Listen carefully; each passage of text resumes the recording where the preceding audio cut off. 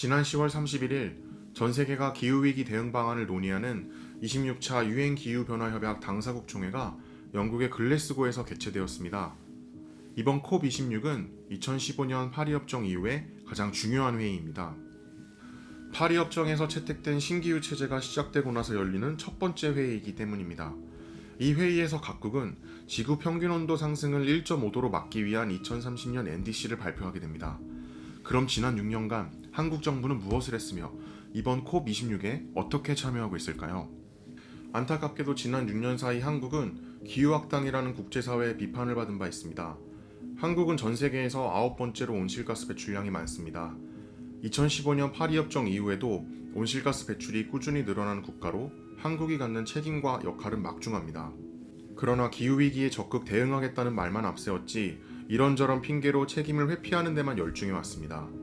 매번 터무니없이 낮은 온실가스 감축 목표를 세워서 국제사회로부터 빈축을 샀고 지금도 석탄 발전 사업, 신공항과 같은 탄소 배출량이 큰 사업을 계속 이어가고 있습니다.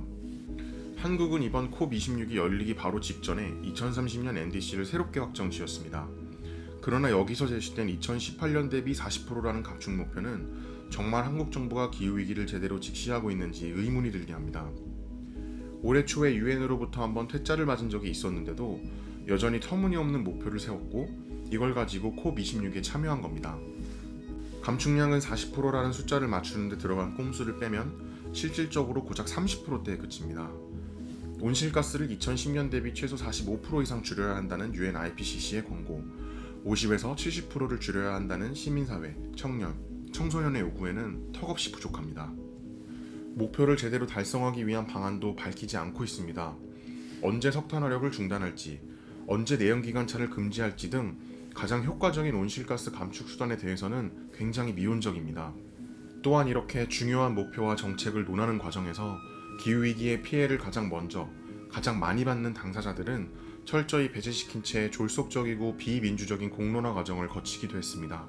COP26에서 한국 정부는 2030년 NDC를 과감하게 상향했고 기후위기 대응에 최선을 다하겠다고 말했습니다.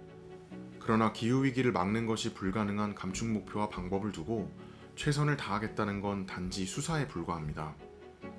지구와 국제사회를 기만하면서 K기후 대응으로 세계의 모범이 되겠다는 것은 사실상 녹색 분칠입니다. 한국 정부가 글래스고에서 해야 할 일은 그동안의 과오를 반성하고 현재 한국의 감축 목표로는 기후위기를 막을 수 없다는 사실을 직시하는 것입니다. 지금의 계획으로는 기후악당 국가를 벗어날 수 없다는 것도 인정해야 합니다.